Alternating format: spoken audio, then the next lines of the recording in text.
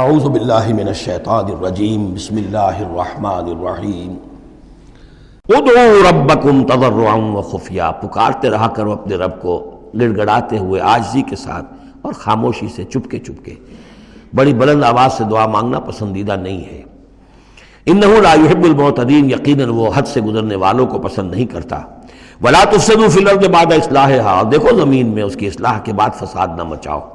وادعوہ خوفا وطمعا، اور اللہ کو پکارا کرو خوف کے ساتھ اور طمع کے ساتھ۔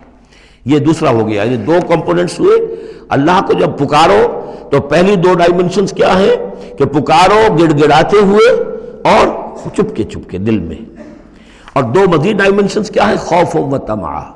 اللہ کے ساتھ تمہارا معاملہ رہنا چاہیے بین بین، خوف بھی رہے کہ اللہ پکڑ نہ لے، اللہ سزا نہ دے دے، اور اللہ کی مغفرت، اللہ کی رحمت کی امید بھی رہے۔ ما بین الخوف والرجا، رجا امید، خوف خوف کے درمیان، تو خوف و طمع۔ اللہ کو جب بھی پکارو ان دونوں کے بین بین ہو کر تمہاری کیفیت قلبی اور روحانی ہونی چاہیے۔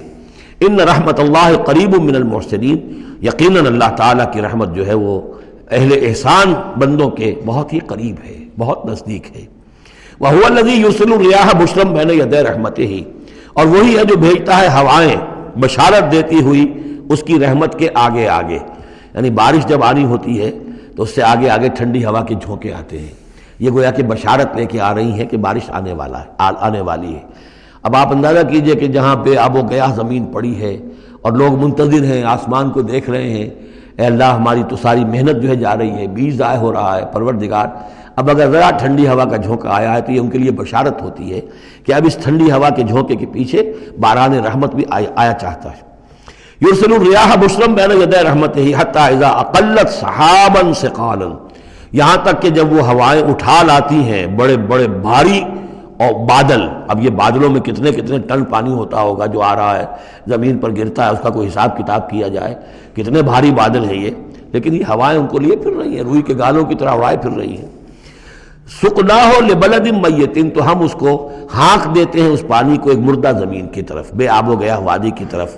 فانزلنا بہ الماء، ہم ان بادلوں کو ہانک دیتے ہیں، وہ ہوائیں جو ہیں ہانک کر لے جاتی ہیں ایک ایسی زمین کی طرف کہ جو مردہ ہے، بے آب و گیاہ ہے۔ فانزلنا بہ الماء، پھر ہم اس پر پانی برساتے ہیں۔ فاخرجنا بہ من کل الثمرات، اور پھر ہم اس سے زمین میں سے ہر طرح کے میوے نکال دیتے ہیں۔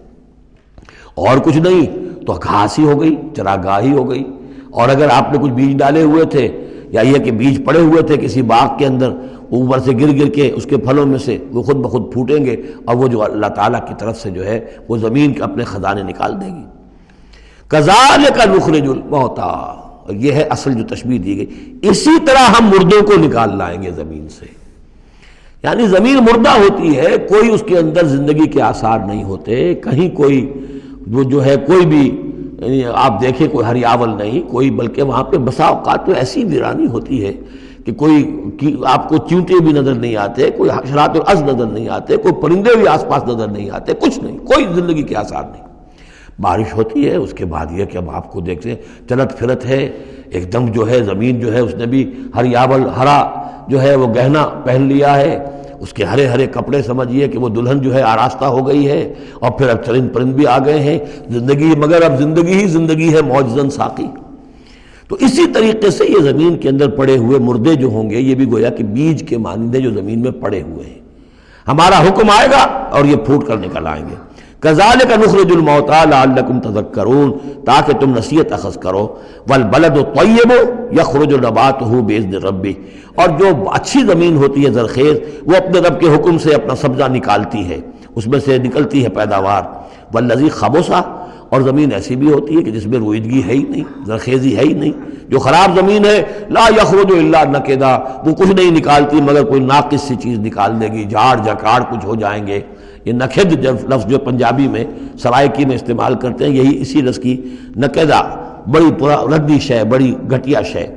کذالک نصرف الآیات لقوم یشکرون، اسی طریقے سے ہم اپنی آیات کو گردش میں لاتے ہیں ان لوگوں کے لیے کہ جو ان کی قدر کرنے والے ہوں۔